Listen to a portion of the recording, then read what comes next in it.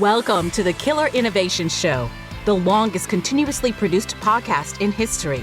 Each week, Phil McKinney brings you the insights and strategies to amplify your creativity and innovation skills. Here's your host, Phil McKinney.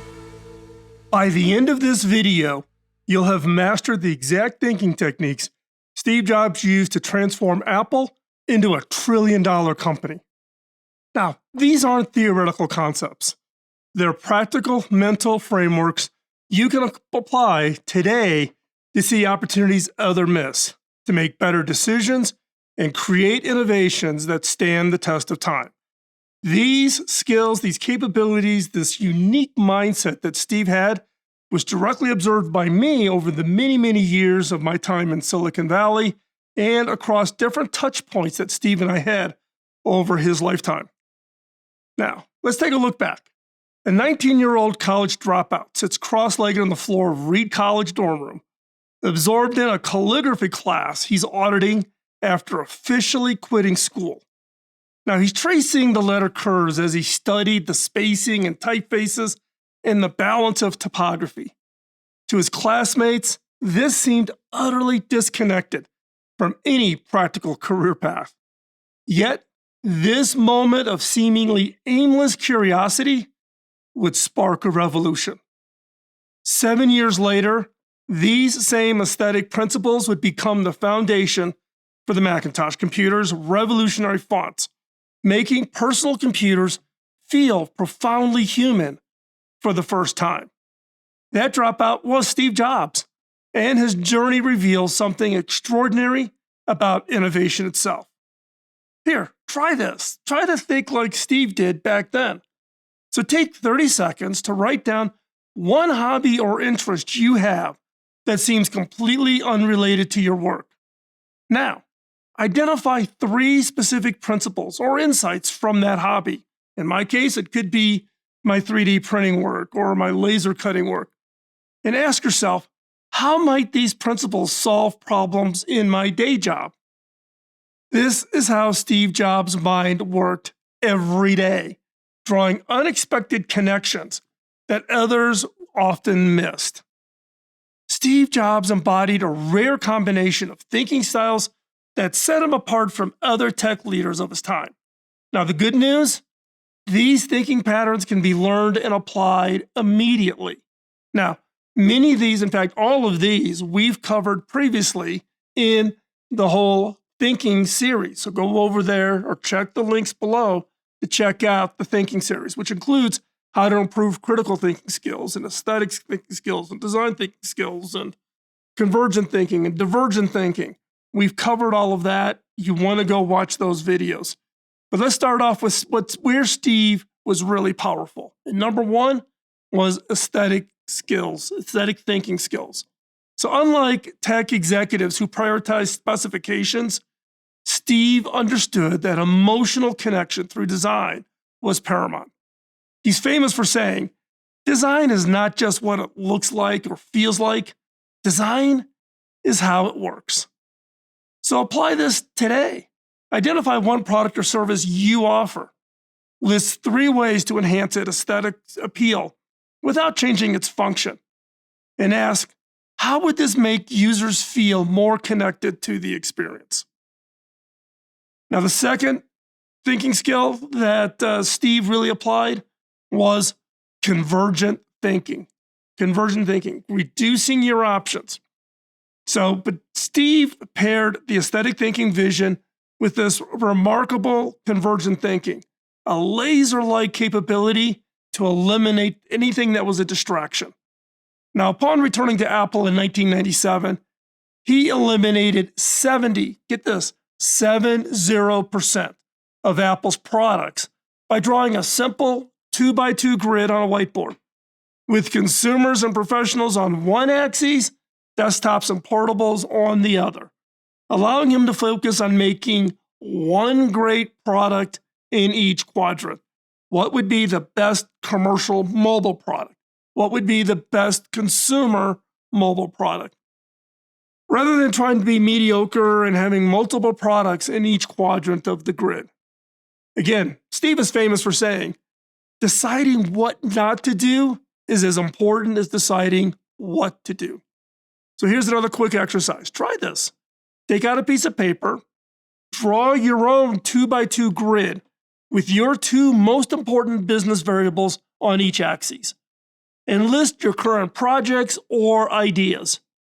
And in 60 seconds, not 2 hours, in 60 seconds, decide which ones eliminate by placing them over off the board in some kind of a penalty zone, the elimination quadrant. And therefore, then you now have a focus. This will allow you to experience firsthand how Jobs, really this convergent thinking, creates immediate clarity. And then share your results in the comments below. I'd love to hear how many did you eliminate of your products or your projects that were not really your best work, didn't allow your focus. The third thinking skill that Steve brought to the table was inspirational thinking. Jobs didn't just motivate teams with rational arguments or logic. He created what colleagues and the press called the Steve Jobs reality distortion field. It's a vision so compelling, it inspired people to achieve the impossible. You can create your own reality distortion field. Here's how Steve did it, and here's how you can do it. Choose one project you're currently working on, just one. Write a one-sentence vision that captures its transformative potential. Share this vision with someone and note their emotional response. Did they have an emotional response? And then refine it until it creates genuine excitement. And I know how it looked like when Steve could just deliver these off the cuff, but I can tell you from experience that he worked it, he practiced it, he tested it, he evaluated, and he continued to refine that message. So refine until it elicits a genuine level of excitement. The fourth thinking skill that Steve brought to the table was systems thinking. What made Jobs truly revolutionary was how he integrated these thinking styles with systems thinking. While he could focus on the minutest of details, obsessing, for instance, over the exact shade of white for the Apple Store bags. And yes, that is a true story. Steve obsessed over that exact shade of white for the bags that you carry out when you go to the Apple Store. He simultaneously maintained a panoramic view of how products all fit together into large ecosystems. So here's a systems mapping exercise. Choose one product or service that you are working on now. Map all your touch points and user experiences, both before they start using your product or service, during, and after using it. Identify 3 connections between touch points that others might miss, and then find one small detail that can improve the entire system. That's it. Now, let's take a step back. Jobs approached problem solving with a distinctive methodology. He had these thinking skills, but he also had this methodology of how he worked through problems and opportunities. So we're going to break it down into actionable steps that you can implement immediately. And there are 6 steps to what I call the Jobs method. Step 1, start with user experience, not technology. Whenever he was starting to work on something new, a new product, a new concept, whatever, started with user experience, not the technology underneath. When he was developing the iPod, Steve didn't begin with storage specifications. He crystallized the project into a human experience, the famous 1,000 songs in your pocket. This simple phase guided every decision. So how do you apply this experience first to what you're working on? For your current project, complete the sentence, quote, "My users want to feel blank when using this." My users want to feel what? Excitement, happiness, thrilling, intrigue, curiosity. My users want to feel what when using this? And 2, create a simple phrase that captures that core experience, like 1,000 songs in your pocket. Now, if you had said, my users wanted to feel convenience when using this, you notice the word convenience is not in 1,000 songs in your pocket, because that's really almost explicit, right? But how do they feel about it? Convenience being, I've got 1,000 songs in my pocket. Conveys that convenience, but in an exciting way, in a very simple set of terms that get people really excited about that iPod project. 3, test all decisions against this experience statement. Once you define what that experience is, what your users want from your product, that becomes the cornerstone. Nail it. Get that right, and then test every decision you make against that experience. Step 2 of the 6-step process: simplify ruthlessly. Once Jobs had a vision for the user experience, he would simplify it to its absolute essence. He's quoted as saying, simple can be harder than complex. You have to work hard to get your thinking clean to make it simple. So how do you do a simplification? Let's talk this through for your product. So choose one product, service, or process that you work with. List all the features and all the steps. Ask for each one, would removing this fundamentally harm the core experience? 4, eliminate everything that isn't absolutely essential. 5, time yourself. Can you remove 30% in the next 5 minutes? Now, I can tell you from my experience as the CTO at HP that engineers, product people love to feature load in thousands and thousands of features, and they all have excuses for it. Go back to the experience. Does this support enable the experience you want that the customers are expecting? They want excitement. They want immersion. They want happiness. They want convenience. They want productivity. Whatever it is they want, test everything and get rid of everything that isn't fundamental. Step 3 of the 6-step process for Steve Jobs: connect the dots differently. Steve had this extraordinary ability to synthesize ideas from disparate fields. He would take a look at everything from plants and animals to architecture to consumer packaged goods companies, and he would make these connections. You have to get good at looking outside of your industry and space and make these connections, what we would call cross-domain innovation. So 1, identify that problem that you're working on. What's the problem you want to think about? 2, choose 3 completely unrelated fields. Nature, we've talked about this on this show before, about biomimicry, where you use nature to inspire your ideas. You could also be architecture. I was originally an architecture major. That tends to be one I go to. It could be something as simple as cooking. 3, for each of those fields, list 2 or 3 principles or approaches the field uses successfully. In the case of architecture, it's about what's called balance. Your design has to have a sense of feeling of balance. Otherwise, people walking into buildings or walking into houses that are out of balance will feel uncomfortable. So how would you apply balance to a product design as an example? 4, force connections. How might each of those principles, don't cherry pick, make your brain really work it to look at each of those principles from nature, architecture, cooking, how that principle from cooking could solve your problem.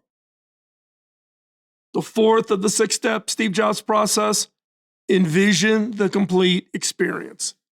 Jobs insisted on controlling the entire user journey, eliminating seams between hardware, software, services, and retail environments. So map your user experiences. Draw a horizontal line representing your customer's journey. Mark every touch point on that horizontal line where they interact with your product or service. Circle points where the experience feels disconnected, not quite right.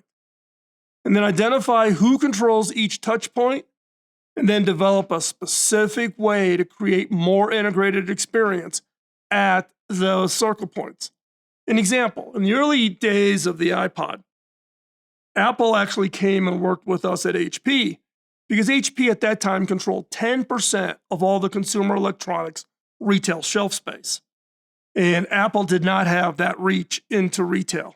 And they realized that the iPod was not a product just to sit in the area next to a laptop. It needed to be in the more broader consumer electronics space. And HP had built up a phenomenal presence in retail, starting with, get this, go back in history, the HP calculator. An HP calculator was carried by, leading retailers like Macy's and et cetera, that totally transformed HP back in the day. So Apple came to HP. We helped take it. We created an HP version or an HP branded version of that Apple iPod to get it into the market. But then Steve really dug deep on retail and realized that disconnected experience was rough. And it was rough. Selling other people's products, putting other people's products into your distribution channel, that's a hard way to go.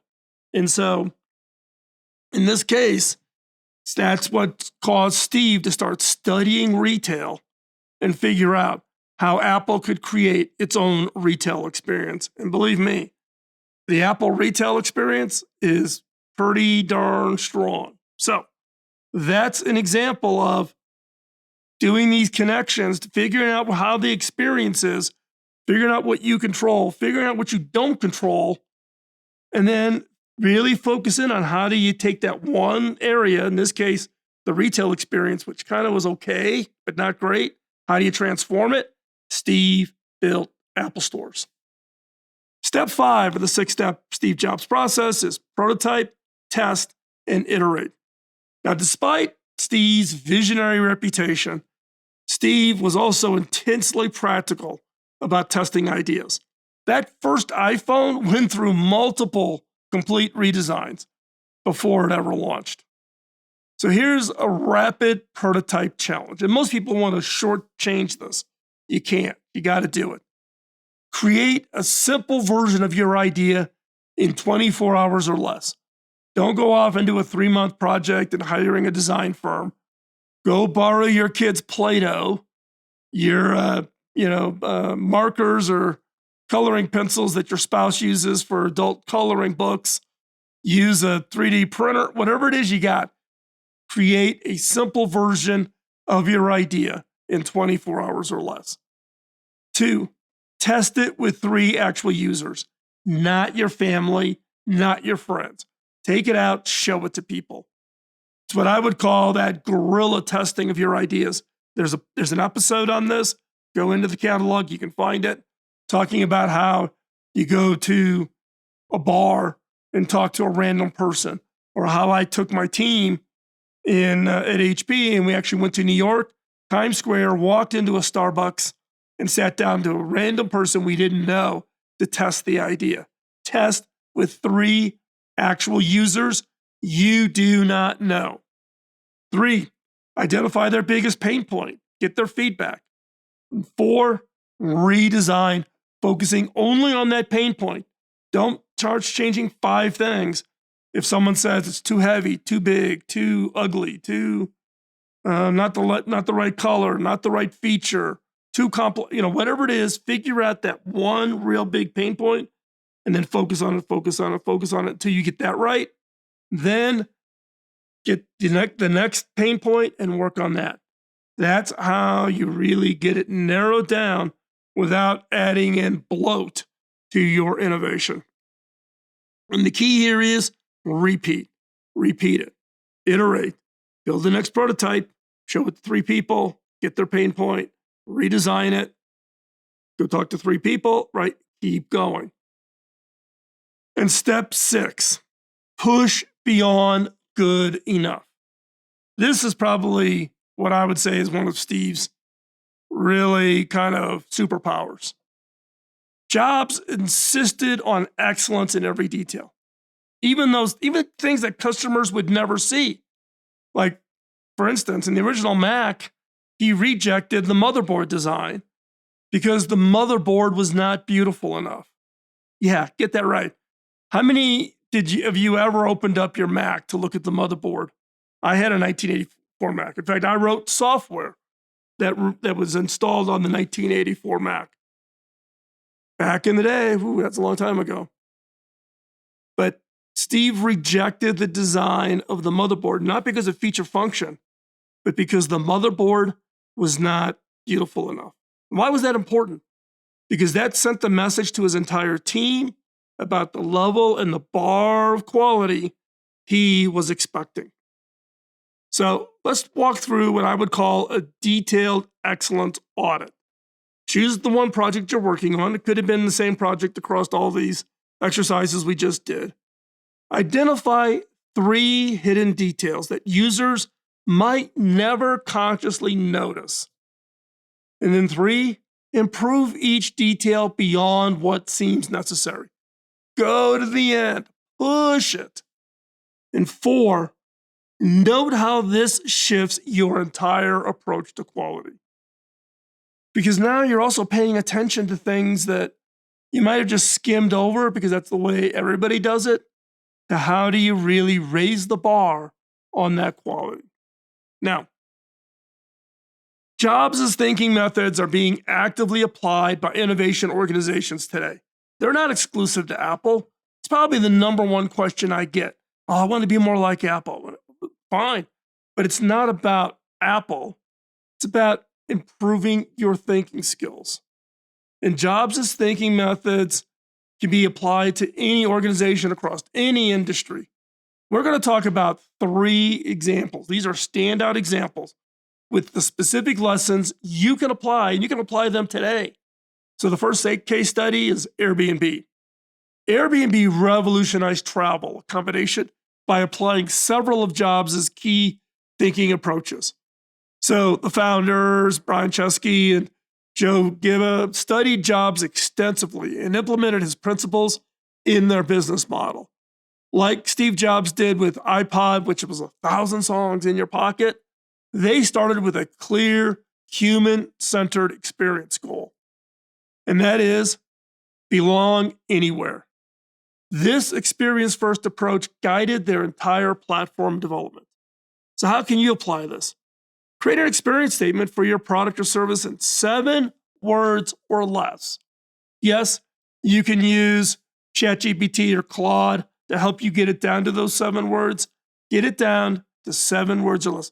Something that you can say, the person on the other side is going to go, ooh, got it. Ask 5 customers to describe how your offering makes them feel. Identify that emotional benefit that resonates more strongly. And redesign one element to enhance that emotional benefit. And then keep at it.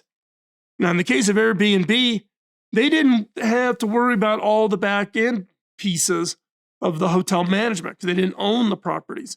They could focus on that front end, property owners, and the connection to the people looking for someplace to stay. How do you make that experience? How do you continuously improve it? The next case study is Tesla. Tesla was fundamentally reimagined the automotive industry by applying Steve's cross-domain connection and complete experience design approaches. Now, I've shared my view. I've done meetings with Elon. I did a whole episode on one meeting that I had with Elon, which I thought was kind of insightful into how Elon thinks.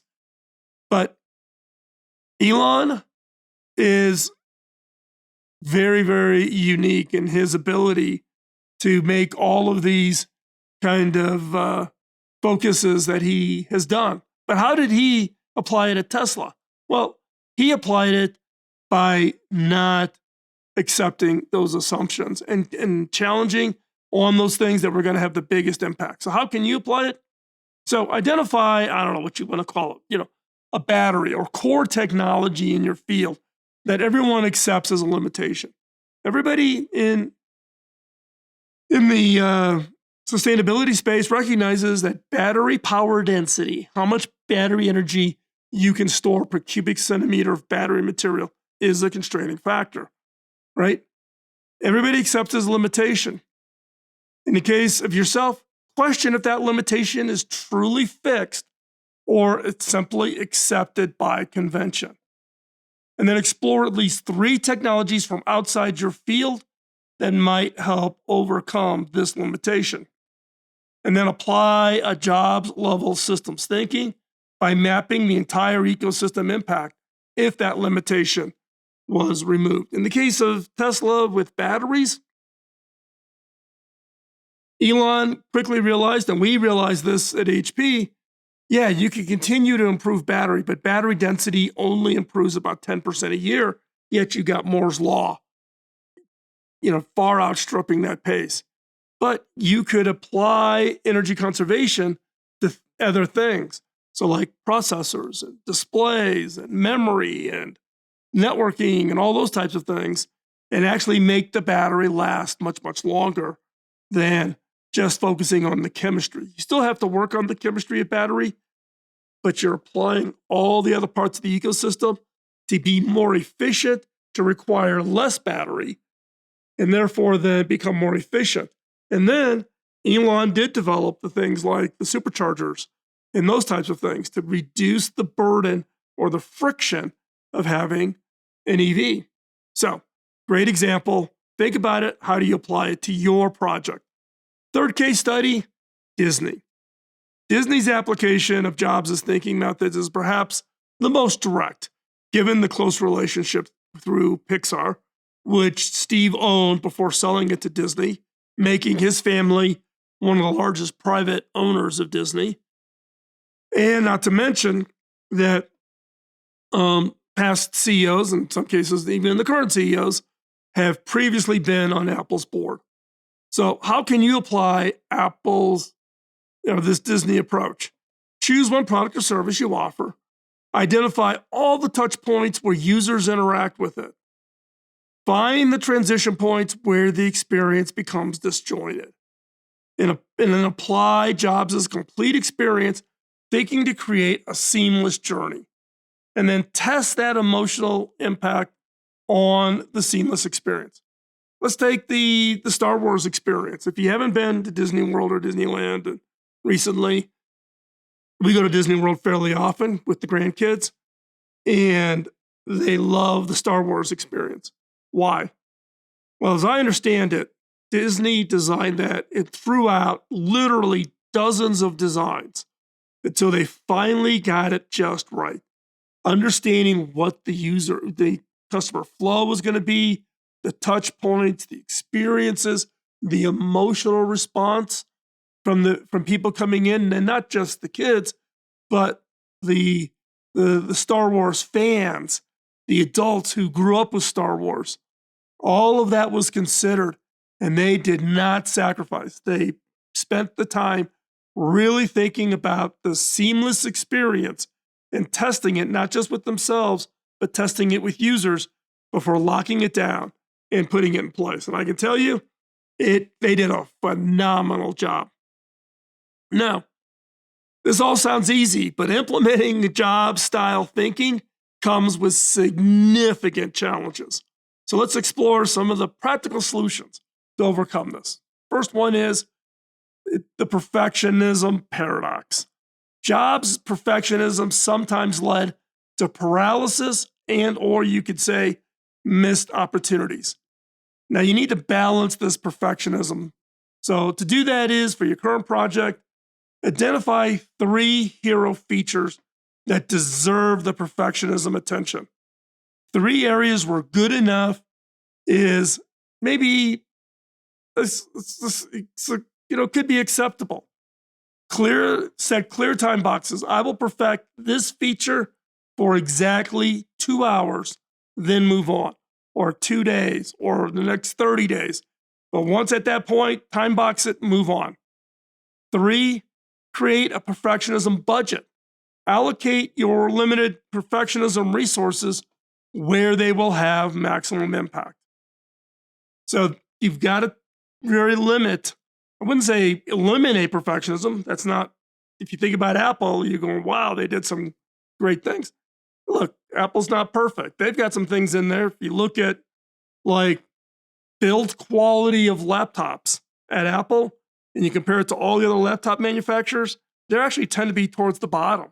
The failure rate, the warranty rate that Apple laptops have is higher than other laptop manufacturers. They don't have, they have about 3.5%, 4% market share. They don't have as much big as volume as the collective PC laptop space. But there are things that Apple could do on that side to improve it, but they choose not to. They want it's areas that is not something that's a high priority for them. So they've limited that perfectionism to perfect other things. You need to do the same thing. 2, the reality distortion challenge. While Jobs' reality distortion field inspired extraordinary achievements, it also created unrealistic expectations that could burn out your teams. Trust me.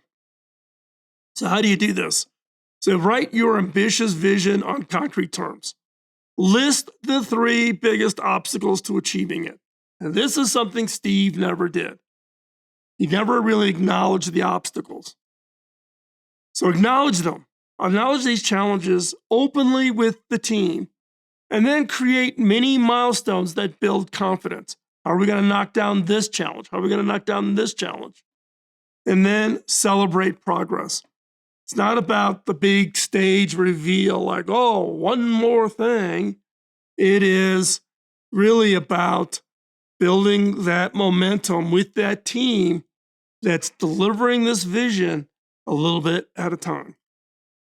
Number 3, the integration complexity problem. Jobs insisted on controlling the entire experience, creating extraordinary products, but also led to closed systems that limited compatibility. Things like the App Store or the music systems, and etc. Right? Because Steve wanted to control everything.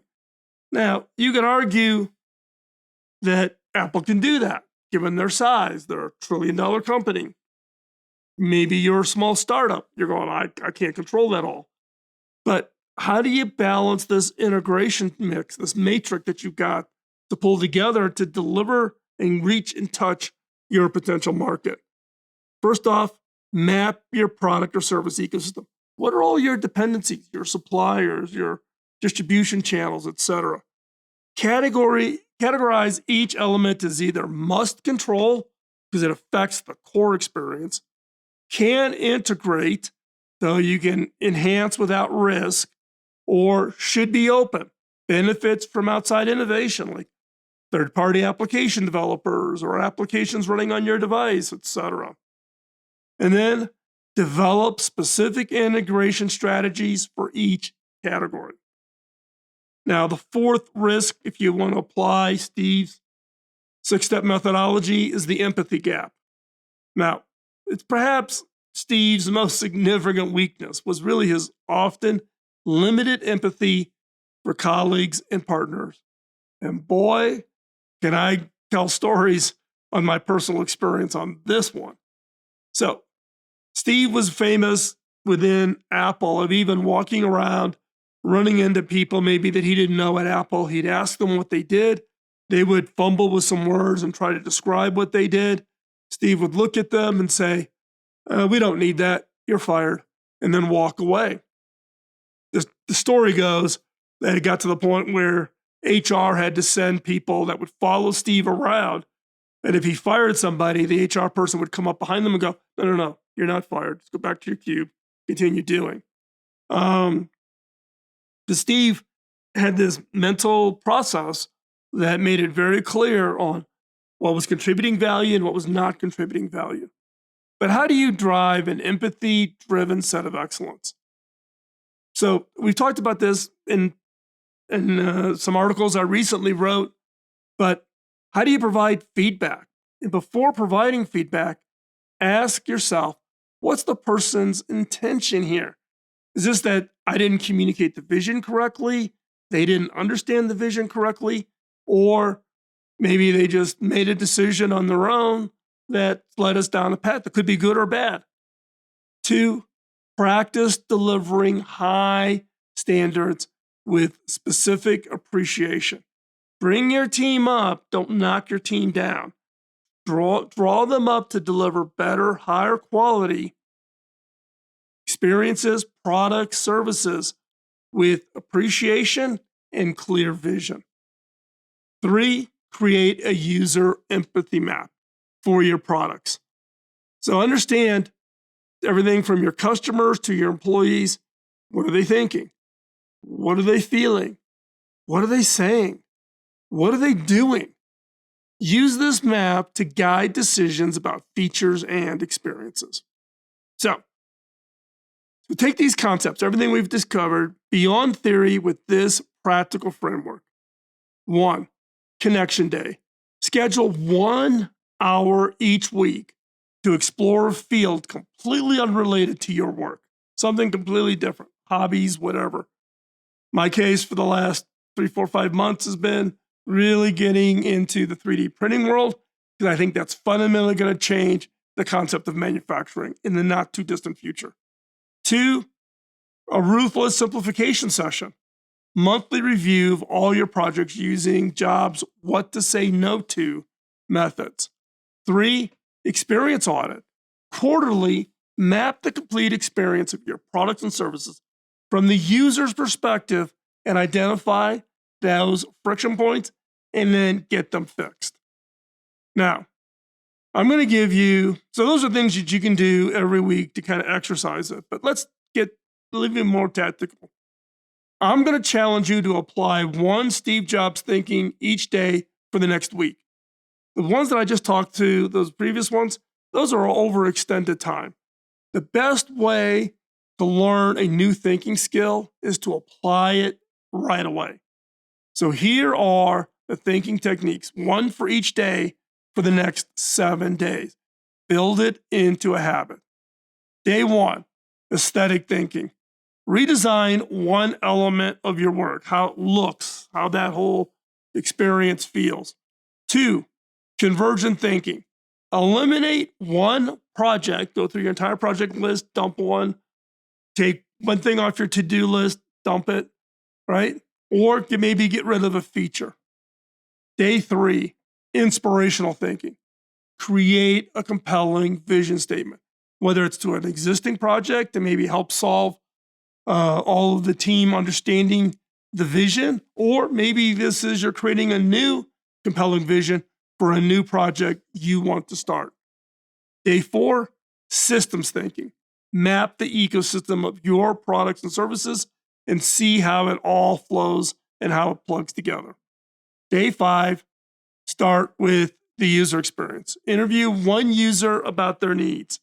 Go talk to real users and look at their pain and have that help you understand where there's a problem and maybe an opportunity.